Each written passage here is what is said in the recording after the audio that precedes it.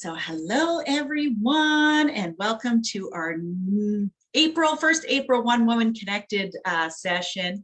And it's an opportunity for you to learn more about one woman. Sometimes women who join are new, although I'm recognizing, I think, most names on our panel today. So I think most of you know what One Woman is, what our organization does to empower women and girls globally. My name is Charlotte Brown. I'm the founder of One Woman, and One Woman came out a crazy idea back in 2015 when I was working with women in the Amazon rainforest and really wanted to create something that would empower all women in this world, no matter where they lived, no matter what their economic circumstance, whether they had electricity or not, or where they lived in this world or any of that stuff, that every woman has a dream and every woman should have the opportunity to be able to realize that dream for her life, and how women can come together for the greater good of all women in this world. And so that's what I set out to do. And now One Woman is almost 500,000 women connected right around the world. It's really hard to believe how quickly everything came together and how powerful of an organization One Woman became, but it's all because of women like you who really do have passion and purpose and fearless stories and things that they want to do in this world to make a difference, the impact that you want to make. And that One Woman is meant to be a platform for you to be able to share that, to be able to connect with other like-minded women in this world, to be able to share your message and get that out there. And whether that's at fearless events or through other opportunities that we provide, there's lots of things that you can get involved with One Woman. So every one of these sessions, I usually talk about one of our member benefits and really go into detail on that benefit, because you may be a member right now, or you may have been contemplating and pondering being a member, and there's a lot there. I'm not going to lie, especially over the years, I keep adding more things as I listen to women as to what their frustrations are, what their struggles are, especially as they're building and growing a business.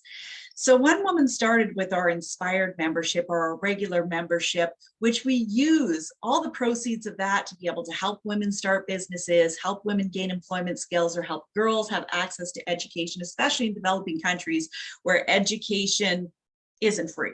That not every girl has the opportunity to go to school. And believe it or not, there's over 130 million girls today that don't have access to education. And Catherine would know that firsthand. That's a reality in many countries throughout Africa, is that unless you have the fees to go to school, plus to buy your uniform and all those things, that you wouldn't have the opportunity to be able to go. And we believe that every girl should have the opportunity to be able to become whatever she dreams of, and to be able to take that path of education to realize those dreams for herself. So our inspired membership had also some perks and benefits to it. So you might be here as an inspired member. It's $20 a month. It used to be $15, but we increased it to $20. And, you can still put a directory listing on our website. You can still share your story through our website. There's still some opportunities for you, because we're a big believer in creating win-win situations in everything that we do. And so it's a great way to be able to stay in the loop. We do empowerment trips that all of our members get invited to, that you can see the work firsthand as we go and visit some of the places where we're empowering women and girls. And so you can meet them and you can see just how much of a difference that even something that seems as little as $20 a month can really make. It can make a massive impact. That, when we think of starting a business, we think, well, it's going to cost me thousands of dollars to create websites and to do all these kind of things. But lots of times in a developing country, I've helped women for, $300 to be able to grow vegetables and have a market stall and to be able to sell those. And yeah, I see Catherine nodding her head there, having some goats or some chickens or different things that allows her to bring revenue and income into her household, so that she can create financial independence, so that she can live the life that she wants to live, to provide for her family and to be able to do all those things. So we don't say like, well, this is what you need to do with the money. It's like, hey, what kind of business would you like to have?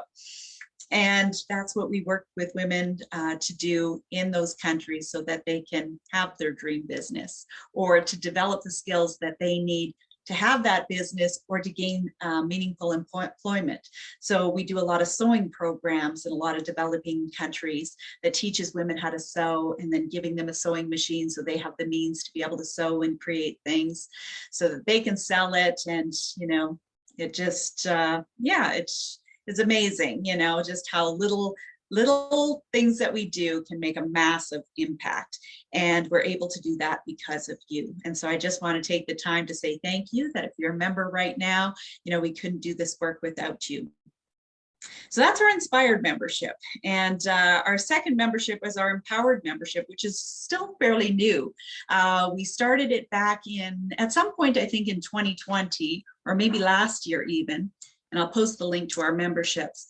But we really created this membership for women who have a business and really need the help to build and grow their business. Because what happened during the pandemic is a lot of women reached out to me who are struggling themselves with their business, with the marketing side of things, getting their message out there, making sales, creating a business that was self-sustaining. Because we have these big goals and dreams for ourselves and the business that we want to create, but then it's like, well, how do I get it out there? How do I let people know what I'm doing? How do I attract my clients and customers so that I can start generating revenue into my business? And I really thought about that. And I thought, well, we do have this powerful network of, you know, 500,000 women that we can reach. And we're always looking for something, right? We're looking for a coach, we're looking for a personal trainer, we're looking for a graphic designer, we're looking for a website person, you know, we're all looking for someone.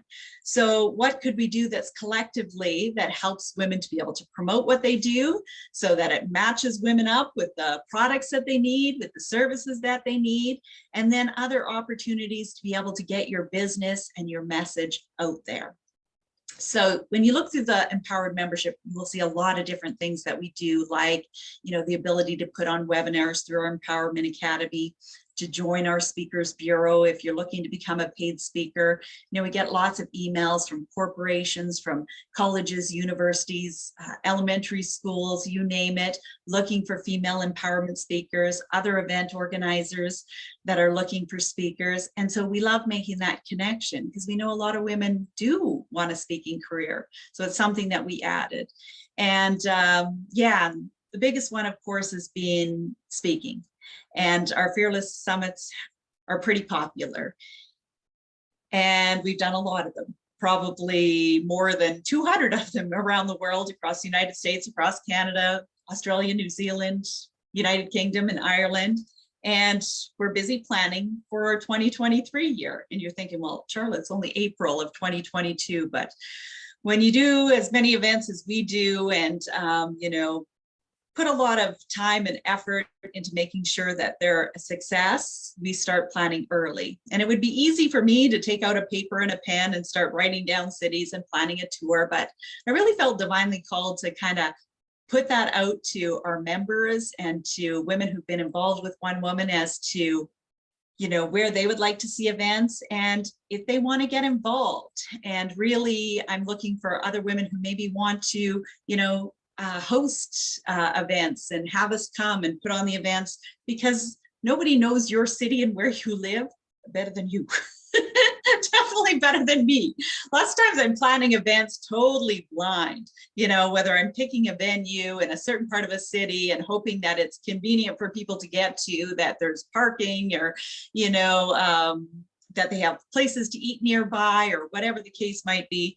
So yeah, I just thought I'm going to put it out there and see, you know, where women would like to go. And there might be places that you want us to come that I wouldn't have necessarily thought of on my own.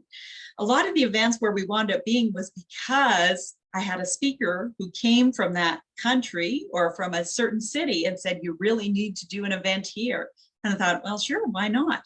And it's how we wound up doing events overseas in the United Kingdom and in Ireland and Australia and New Zealand, because women flew from those countries to do events here. And I thought, wow, you know, if they'll travel all the way here to speak for 20 minutes on a Fearless stage, we can come to you. and also create that for women in your city as well. And so it's been beautiful to kind of watch that all come together. So that's what I wanted to cover today, was talking about speaking and our 2023 tour and the opportunities to be able to get involved. So right now I have no events planned for next year. This is kind of a clean slate and a drawing board, and I'm still honestly wrapping up events that should have happened in 2020 because of the pandemic and how everything kept getting postponed based on what wave it was and, you know, the restrictions and all the stuff going on. So my goal this year is to get those events, you know, completed and finished, and then start working on our next tour. So how it's going to work with the Fearless events for next year is that any woman who is an empowered member, who is really using One Woman as a platform to be able to build and grow her business, is that always those speaking opportunities are going to be offered to those women first. So I know a lot of women are planning to tour with us next year to be able to speak at a number of events, and you most certainly can do that. And once we have the list and stuff together, I will share that with our empowered members. So if there's any speaking spaces left, once we've shared that with all of our members, and as it gets closer to the events, then I will put it out for anyone to be able to apply and to speak at a Fearless Summit. So you don't necessarily have to be a member to speak at a Fearless event. It's just the fact that if you are a member, you're supporting the work that we do. I'm a big relationship girl. I get to know the women that I work with, and I'm able to do that even more so with our empowered members, because usually I'm working with them on different aspects, whether they're also doing webinars or part of our speakers bureau or all that kind of stuff. There's just a feeling of helping that person to get to where they want to go, and that, you know, it's a win-win situation, that I also know that they're also care and that it's important for them to empower another woman as they're building and growing their business. And that success always comes back tenfold. You know, everything that I've done to build One Woman and to pour, you know, my time, my energy, my resources into women around the world has blessed me with such an incredible life. And I want women who want to be a part of that, who say, yeah, you know what, this is something that's important to me to be a part of. And, you know, for $97 a month, it's worth it to be tapped into an organization that is so powerful, that brings women together for the greater good, that does this amazing work, because we are the trailblazers for that next generation of women and girls. It is our job and it is our duty to do that, because we're walking the path of strong, fearless women who have came before us. We vote because women fought for the right for us to vote. Like, there's so many things that often we take for granted, not realizing and acknowledging that, hey, someone has created a path for us to live our big goals and dreams.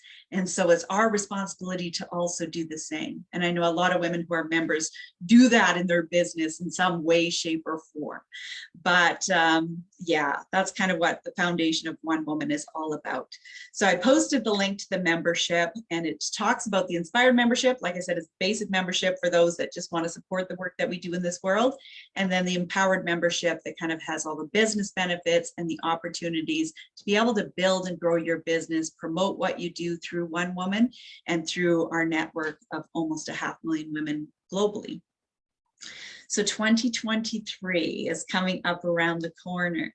And if you're an empowered member and there's somewhere that you'd really like us to speak, somewhere that you would like us to put on an event, and that if you would like to be a part of that, then drop me an email. So just send an email to Charla@onewoman.ca with your suggestions of where you would like. So I know I had an empowered member this morning that wasn't able to attend today, but she is, she wants to do a tour next year, and she put a whole list of all kinds of cities, some places we've been and some places that we haven't been.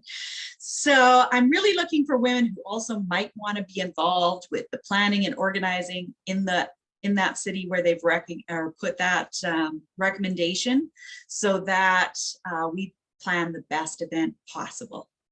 Like I said, location and, you know, everything that's there, and, you know, their connection to that city and putting it out there and all that stuff, so that we create these very successful events for everyone that is involved. So if you have any ideas and suggestions for next year, send us an email to charlotteonewoman.ca. And, you know, if you're an empowered member, make sure you do that. If you're not an empowered member, like I said, you can sign up and join as an empowered member. I only take on a few women each month with our empowered membership, just because there's so much to go through and to make sure that everybody understands all the benefits of their membership. So I do plan a call with all of our new members. So I am gone quite a bit of this month. So we have Fearless events in Chicago this month, in New Jersey, in Philadelphia, and then we have our Fearless World Summit at the end of this month. So it's a little bit of a crazy month for me, but I am taking 3 new members. So you can sign up using the link, or if you don't have an empowered membership right now and you're an inspired member, you can drop me an email to upgrade your membership if you would like to. So yeah, I'm only able to take on 3 new ladies this month, but as time goes on and some of the events get wrapped up this year, I'll be able to take on some new members to yeah, make sure that they know all the benefits of membership and to be able to join. So yes, Michelle, you can upgrade for sure. Just drop me an email so I don't forget by the time I get to the end of the call. And Yolanda, just click on that link and you can sign up and take one of the spaces. And I will send you all the details of the empowered membership, and we'll schedule a call for next week to go over any questions that you have. And I just want to make sure that everybody knows how everything works. And it's too much if I go over all of it in one call. It almost becomes overwhelming. And then everybody wants to do everything that day. If they're like, okay, I want to do this, but I also want to do this. And I always say, like, well, what do you want to do first? And what's, you know, what's most important for you to want to do first? So yeah, we'll ease you into it and make sure that you have no questions when we get off that call in terms of everything that your membership includes. So those are the things that I wanted to cover today, but I want to open it up to any questions, which I know some of you already threw that, some questions in the chat. So do you have any questions at all about either submitting your ideas for our tour next year, or anything to do with membership, or anything to do with One Woman? Feel free to throw that in the chat. And then I'm going to turn things over to our amazing speaker for today, which it's like almost 11 o'clock in Tanzania. She's a trooper.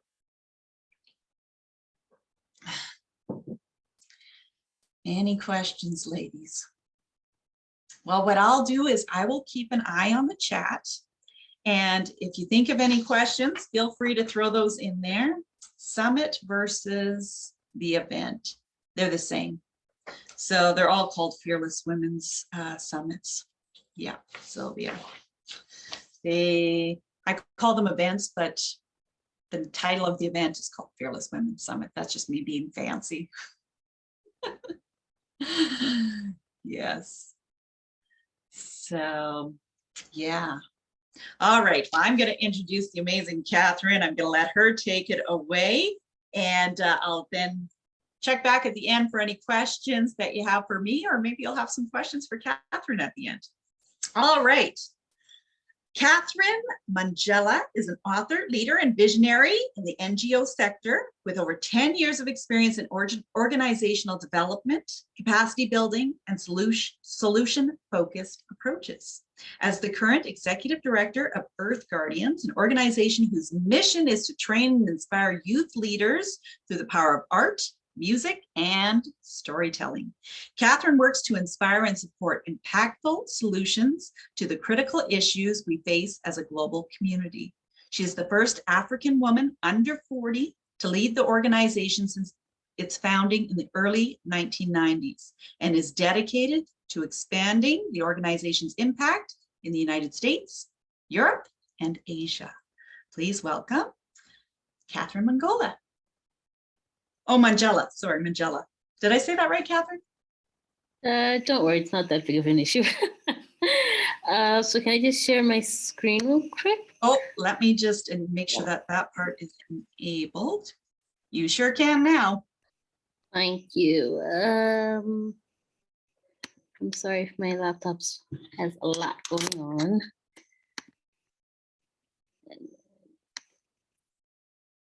Yes, hi everyone. As I had a beautiful introduction from Charlotte, my name is Catherine, and I'll take a few minutes of your time just to talk about changing the narrative on female leadership.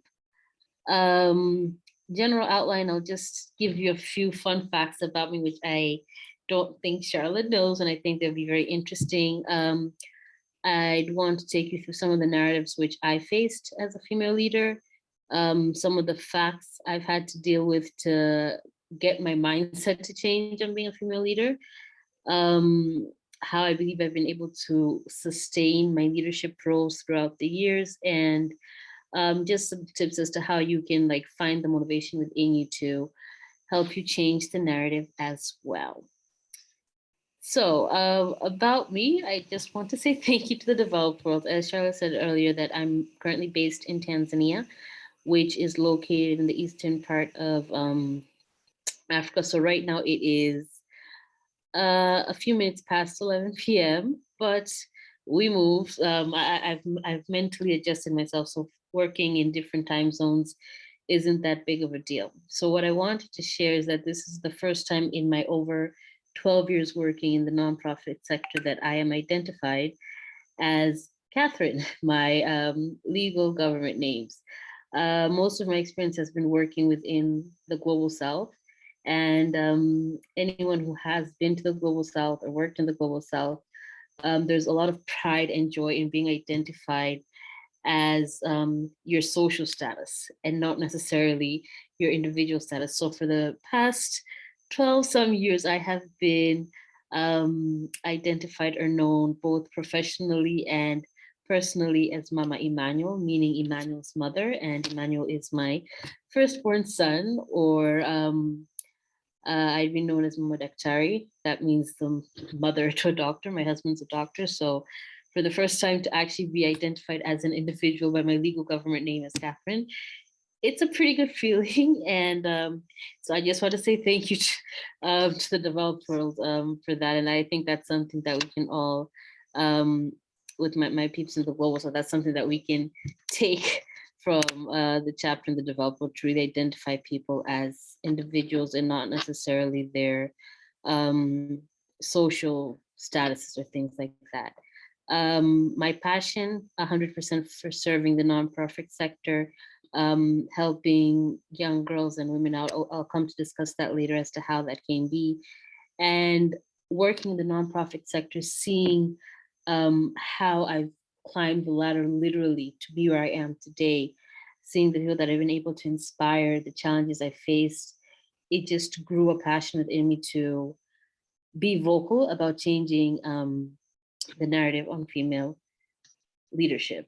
A short introduction, which I'll dig a tad bit deeper into later, is who I work with. So as mentioned, I work with an organization based in Boulder, Colorado, known as Earth Guardians. We mainly deal and work with youth, empowering them to have a voice in the environmental justice movement. How exactly I work in that and how it really pushed me to be in the forefront of changing the narrative in female leadership. That's something I'll dig a deep further in as we proceed. But I also started my own local NGO based in Tanzania known as Action for Women organization. And this was literally a baby project or a passion project. I consider this my third born child, based off the experience I had to go through, what I've seen my peers go through, and what I see those behind me really struggling how to adapt in a society which really pushes you to not go against the grain or not to go outside of your comfort zone. So those are the two organizations that I really work with right now, and I really try to put everything that I have into it to make sure that they succeed and excel. So jumping right into the topic at hand, this picture right here is a picture of me. I don't know if this is what I look like right now or not, but anywho, this was taken 2.5 years ago. And it was taken, I was leading an organization based in my hometown of Mwanza, Tanzania. And anyone who looks at this picture sees that someone is happy, living her best life. Um, and I can say a part of me was 20% of me was, yes, I'm good. I have an executive director title position. Um, this is great. People see me excelling in my career, but the 80% was being bullied behind the scenes. The 80% was being emotionally and mentally harassed by leaders who were supposed to be providing support. So anyone who has been in a specific leadership position knows that one, you're the team is only as good as the leader, but two, the leader also needs support. If the leader of an organization or institution doesn't get the proper support, it does a lot of internal damage. And specifically, if you're a woman in the global south, we are trained not to vocalize whatever issues we go through. So even though this picture looking like I'm happy, I'm smiling, but deep inside, 80% of me was going through a lot. 80% of me had to deal with being told that I would not amount to anything more than just being um, a local NGO director, that I couldn't get, if I were to leave, I couldn't get another position, that I was not, given my status as a woman, I was not really supposed to be demanding for a higher pay. I wasn't supposed to vision my life outside of working within the place I was working with. Mentally, I was bullied in such a way that I was told, if you're not careful, we will record you just to find something wrong in your leadership. So you have all these negative factors or negative daggers being thrown at you while you're leading an organization which has 2 residential centers and over 50 employees. So it was a bit of the struggle behind the scene. Um, but I had to find a balance. I found myself in a situation 2.5 years ago asking myself, do I want to continue in this state of um, having other people control my narrative, having other people control the fate of my career, or do I want to take things by my own hands and determine where I end up? Will I be satisfied with if my career just ends here and I let everyone else win? I let the negative narrative or perception of female leadership continue as it is? Or would I want to step out of my comfort zone, which I have been raised at, and be vocal and show that you can be a leader, you can stand up for yourself, and you can do things based off your values and your beliefs and still be successful? So the narratives that there's several narratives out there based on where you're from, and I just really want to pinpoint 3 narratives that I took to heart that have impacted me. And I think that if we dig deeper in the 3 narratives, 2 of them I think are relatable to anyone and every female, regardless of where they're located. And one, it depends on where you've been brought up and the community that surrounds you. So the first narrative that kept playing through my mind over the years is that women, we are emotional creatures, we're very hormonal, and especially if you add on the fact that we can make babies. So that means it's just going to be hormones overdrive, and that plus being emotional, a lot of people assume that we can't really lead, that we let our emotions take over our professional judgment. Another narrative that I found myself trying to see how best to go against the grain is that women, we cannot play with the big boys. Reading that most of the male leaders in their positions, they do whatever it takes to get the job done, being it ethical, not ethical, being it with their values, without their values, as long as at the end of the day, they have a task to meet, they do whatever it takes to make sure the task is met. And a lot of people assume or think that that's not something that women have the ability or capacity um, to get done. And specifically speaking from a perspective of the global South, where it is mentally drained in us that we're supposed to be nice and polite, soft spoken, and all that good stuff. We can't really be as aggressive, at least um, in person, be as aggressive as the men are when it comes to leadership. But again, that is an assumption or a narrative that is out there. And the last narrative that I will point out is that women are nourishers and not leaders. So, and I'll speak from this perspective, specifically in the global South, that we are known that the main task we're supposed to do is pop out babies, have children, get married, have children, be merry, live life. Um, is that wrong? No, it depends on what you want to do with your life, but is that all that's within us? Not necessarily. I can remember when one of the first things I did in my career after practicing my stunt in law for like 6 months, and I knew that law was not for me. I found a job with a export company, and I was hired as um, a human resource officer. And when I had wanted to proceed with my studies and do my master's, I needed a recommendation or reference from my boss at the time. And I remember very clearly he asked me why was I going to do my master's. Very clearly, no beating around the bush. And he made it clear that if I go to do my master's, I would never get married. That I should be happy that I have my degree, even though it's a law degree, which is not really a good thing on this neck of the woods, because we're known to be pretty talkative and vocal, which means you will not get someone to marry you. So it was like, instead of promoting me or supporting me in wanting to advance my career, it was trying to ask why dream that big. Um, so it all comes down to that narrative that you're supposed to be satisfied or content with having a degree. You're supposed to be satisfied and content with having a job which pays you. At least you can contribute. You're supposed to be satisfied and content that you have someone who wants to marry you, you'll have babies. You don't need to go above and beyond that. So thinking of these narratives, thinking of what I was going through, I was like, do I want to give up or do I want to fight? Be vocal. I had to remind myself of 3 facts that really pushed me in making my decision.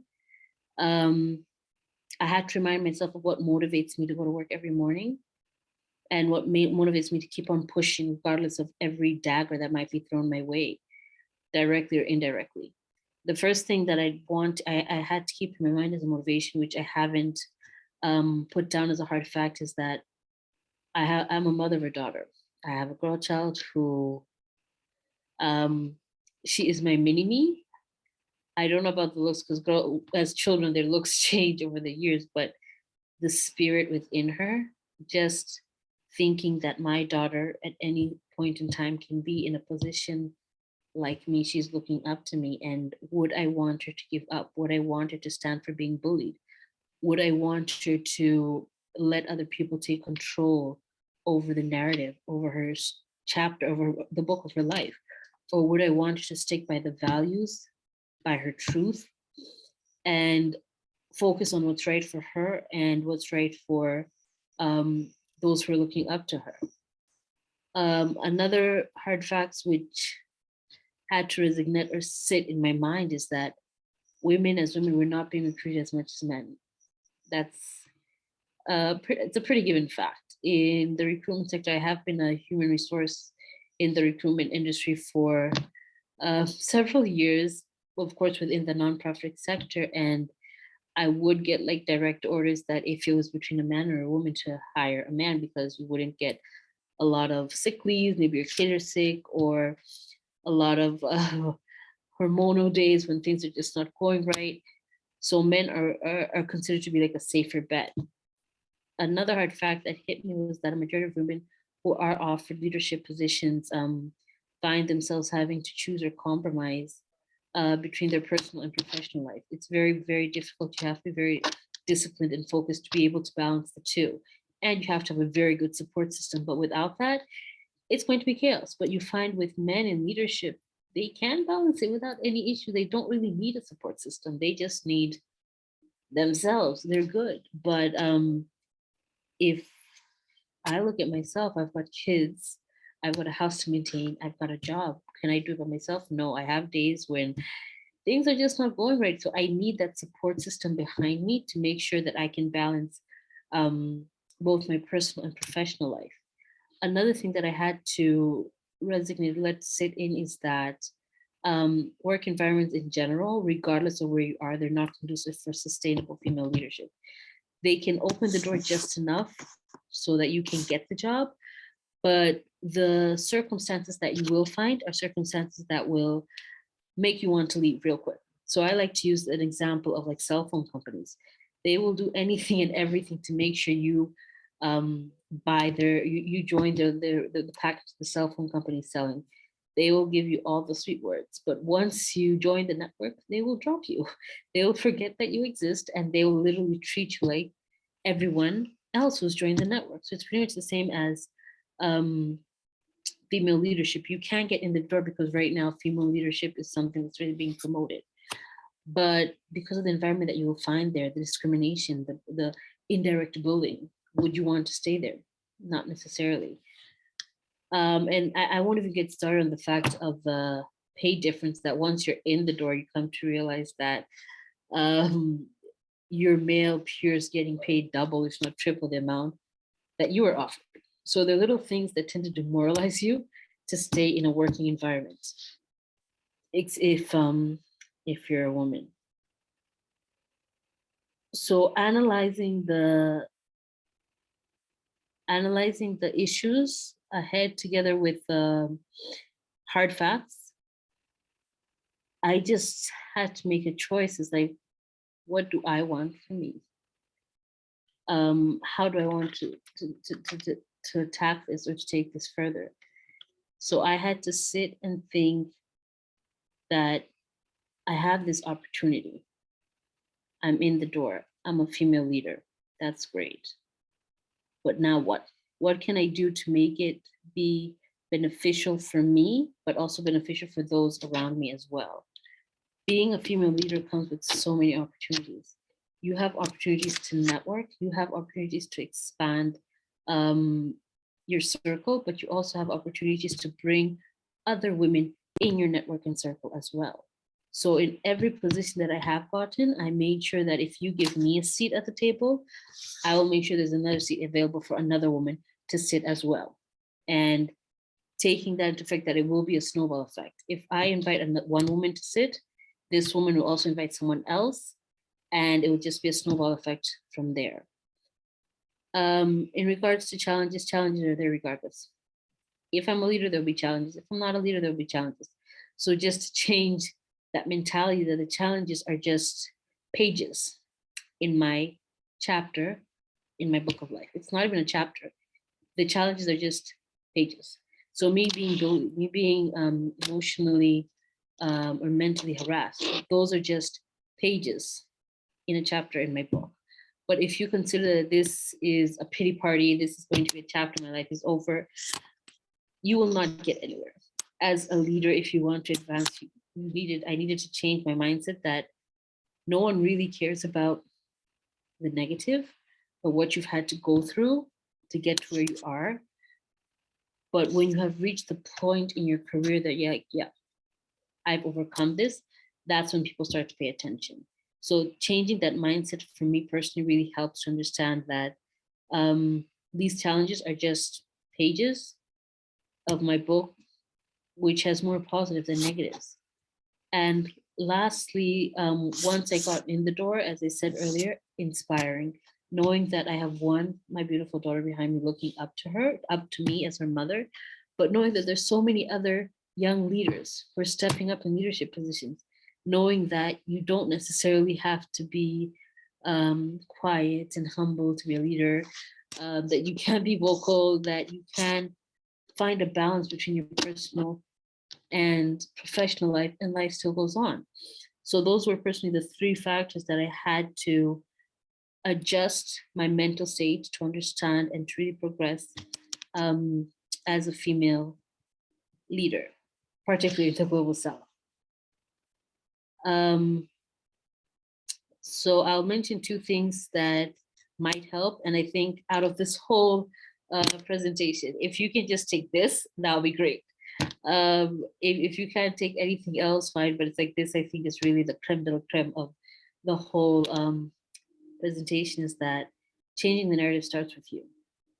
I've done my part, I'm doing my part, but you all can also do the part in changing the narrative. If you have noticed throughout the conversation, I haven't really mentioned the fact that I'm Black, even though it's pretty obvious. I haven't really pinpointed the fact that I'm a female, because again, it's pretty obvious. And the reason I haven't mentioned this is because when I first started my role in this organization that I work with in the State Earth Guardians, I did have some individuals who didn't really like the fact that I was brought on board, and they were pretty vocal that I got the position because of the color of my skin. Did it sting a bit? Yes, but did it change me wanting to work with the organization? No, because being in the global south, I got a lot of slack for being a female leader. A lot of people said that I got positioned because I'm a woman, and they wanted that status quo that we have a female leader. But at the end of the day, as I said earlier, that getting in the door is one thing, staying in the room is another. So I may have gotten whatever positions I've gotten because of the obvious color of my skin. I may have gotten what I've gotten maybe because of my obvious gender, but is that why I'm still there? No. Is that why people still stay with me as their leader? No, they do that because of my work track record. They do that because of my principles and my professionalism. So just changing that mindset that I'm not really a biopic leader or a female leader. I'm a leader, point blank and period. Also changing the narrative in terms of you understanding and determining what is your motivation, what is pushing you. For me, as I said, it's my kid, but for you, it can be anything that pushes. It can be someone who looks up to you for inspiration. Whatever motivates you to get up every single day, that is going to motivate you to keep on moving throughout any daggers or challenges that are thrown towards you. And lastly, flipping the script. As I mentioned earlier, one of the narrative is that we can't really play with the big boys. We can't be as aggressive as guys are in leadership positions. But again, I'll give myself an example. I've never played by the rules of the big boys because I'm not a big boy. I'm a woman 100%. So whatever rules they have, I can't follow them because I don't know them, because I'm not one of them. So you have to stick by what you know, by what you believe in. So personally, in my mindset for changing the narrative, I stuck by what I know. How was I raised? What were my values? What are my beliefs? And that's what I went with. And that's what I have been going with to date, which has been working for me. So you really need to analyze what are your values, what are your beliefs, and stick by the rules that you know. If you follow someone else's book, it rarely lasts or is really sustainable because you don't know all the rules. But if you go with your book, your rules, the likelihood of you staying and excelling is way higher. So lastly, just hang in. This is, I think, the last slide. I just want to give a few examples of how I've been changing the narrative in female leadership by working with both the local organization I'm attached with or founded in Tanzania, known as Action for Women organization, and how I'm doing the same with the organization I work with in the States, known as Earth Guardians. So I'll start with Earth Guardians. Earth Guardians, it's based in Boulder, Colorado, and we have an international reach in Africa, Europe, and Asia. And we have a crew as well in Canada, and really based in empowering youth to use their voices in the environmental justice movement. It's been operational since the early 90s.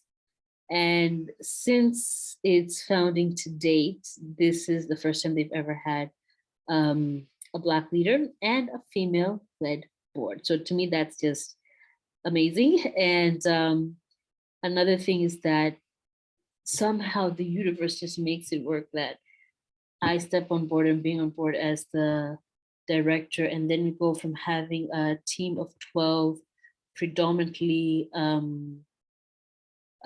not predominantly, it's like 50 male, 50 female, to a twist of having 2 males to 10 females on the staff.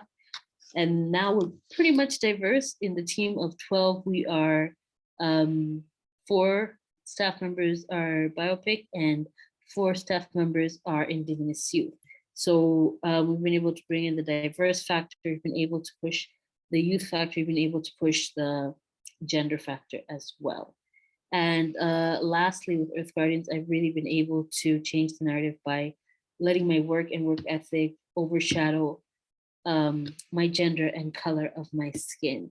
So right now, it's not really that big of a deal when I network or talk with donors, or you can sense the awkward questions and all that. It's just a matter of, okay, I have a meeting with Catherine, this is what we're going to discuss, and we just keep it moving. So yeah, that's for Earth Guardians. In terms of Action for Women organization, which is my, I like to call it my passion project / my third baby. We're based in Tanzania, Mwanza, which is the Lake Zone. So if we ever decide to have an event in Tanzania, Charlotte, this is for you. We have plenty of fish and we're near a lake, so it's a beautiful environment. Just dropping that as a hint. And we're pretty much really are promoting that everything that we do is for the Tanzanian women, and it's by the Tanzanian women, based off from the founders, three Tanzanian women founded the organization.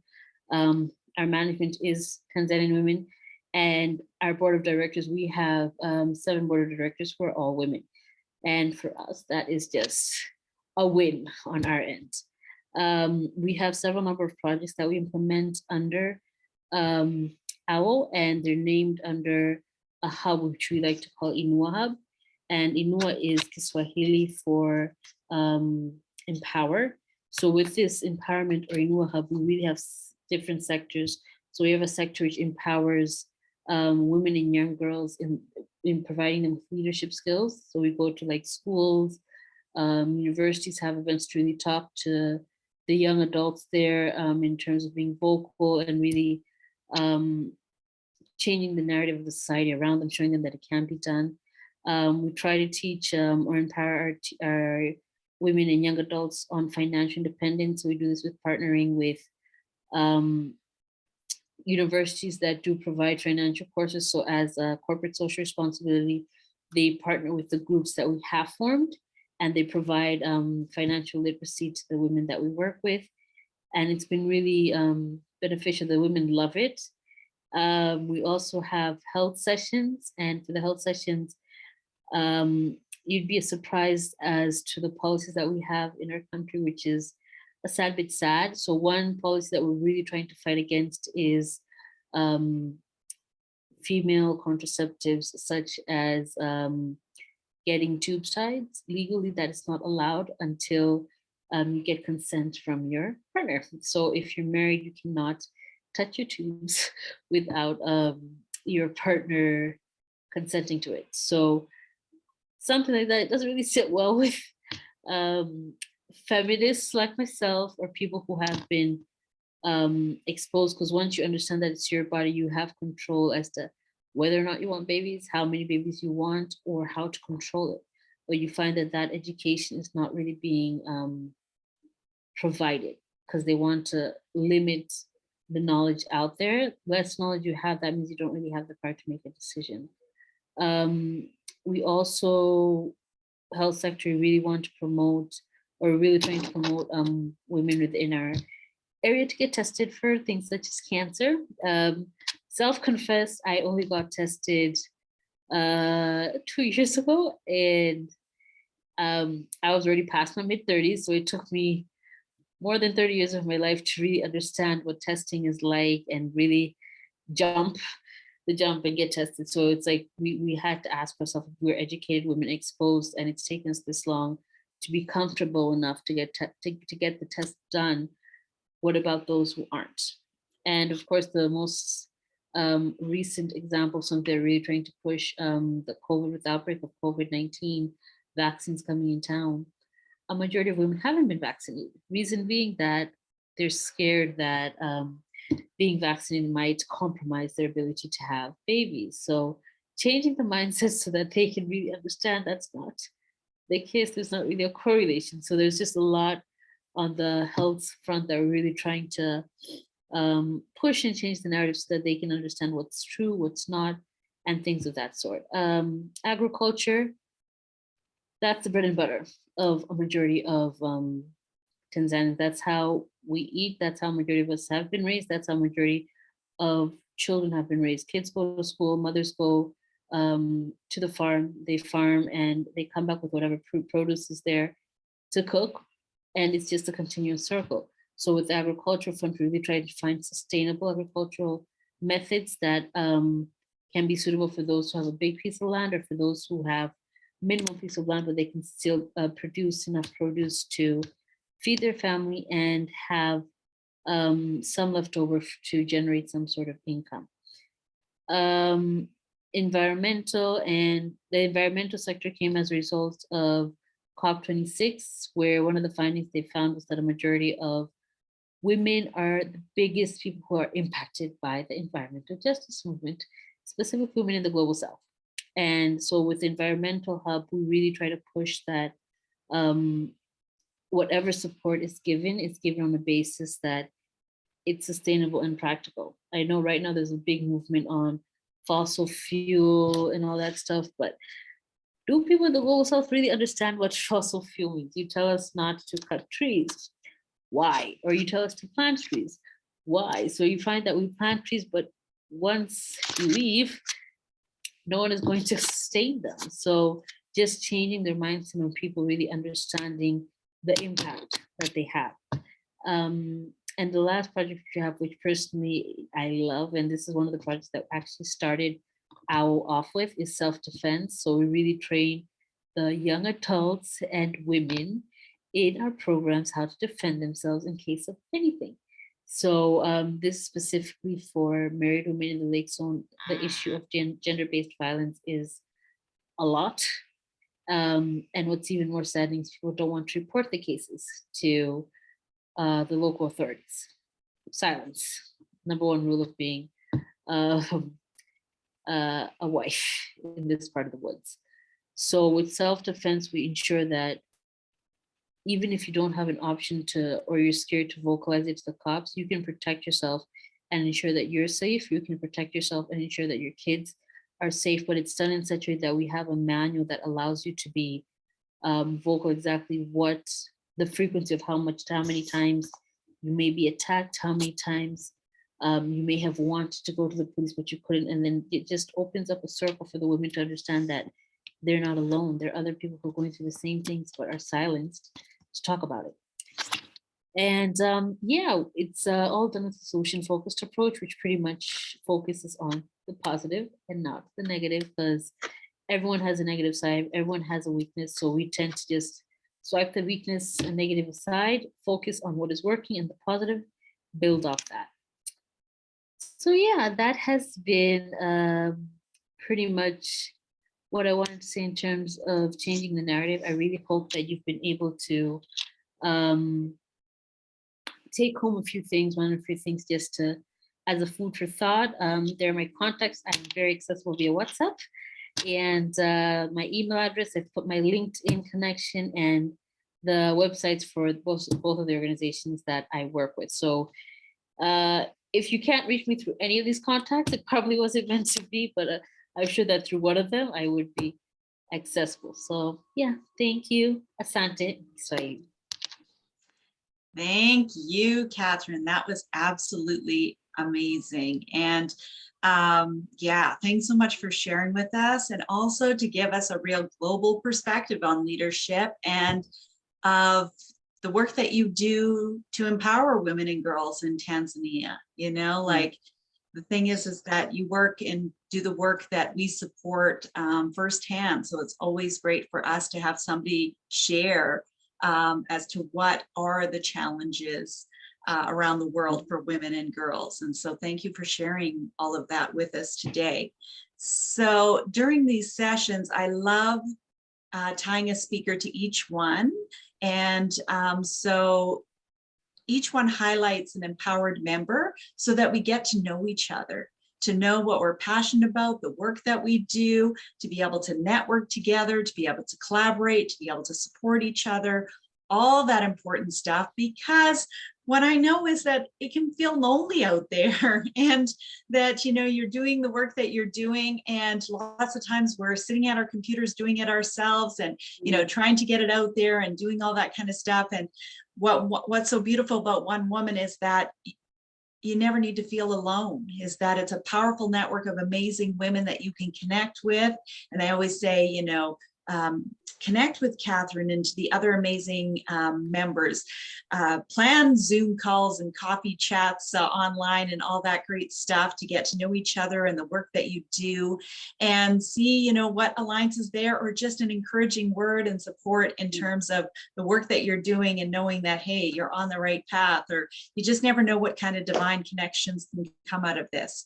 So we will do that every connected session. Like I said, I'll always talk on something that's One Woman, keep you on the loop of what's the latest, greatest, what's going on, what's new, all that stuff. And then we'll always highlight an amazing member. And so I feel so blessed that Catherine shared with us today. I picked up on your nudge about going to Tanzania. And as you know, Catherine, you do not need to twist my arm to go to Africa. The beat of those drums live in my heart, and I haven't been to Tanzania yet. So yeah, I would be more than happy to have that as one of our stops for 2023. I know you mentioned fish. I like fish. I like you know, I like everything. So yeah, no, I would love to go. So we'll definitely explore that as well. And if you are an empowered member and you want to share, maybe in May or June at one of our connected sessions, drop me an email, charlotte@onewoman.ca. And yeah, and we will feature you in one of our upcoming sessions so that all of our members can get to know you, what you do, what you're passionate about, and whatever you want to teach and share. Today, we learned how to be more powerful leaders, and that, you know, there's definitely a feminine way of doing things that I think the world certainly needs more of. So our next session is going to be on April the 20th. And I just see Sylvia posted, and Sylvia is going to be our amazing speaker for that event. Sylvia is going to be joining us from San Francisco. And I met Sylvia in person at our San Francisco event. Ooh, I guess that was back in February now. Time is flying. So she'll be sharing. But if you'd like to speak at an upcoming event, then just drop me an email and I'll get you scheduled in. And for those that decided to become a member today, I'm going to check my emails afterwards. I'll send you all the details of being an empowered member, and I'll schedule a call with you to be able to go over your membership. And for those that wanted to upgrade, like Michelle, just drop me an email to remind me, because what I'll do is I will change that over for you. I'll send you everything regarding an empowered membership, and we'll also schedule a call to go over that. So I want to thank everyone for joining us today. If you have any questions about the things we talked about today, feel free to drop me an email anytime. And of course, connect with Catherine. She's an amazing and incredible woman. And yeah, keep the conversation going. So I wish everybody a fantastic day, and we'll see you in a couple of weeks. Bye, everyone. Thank you.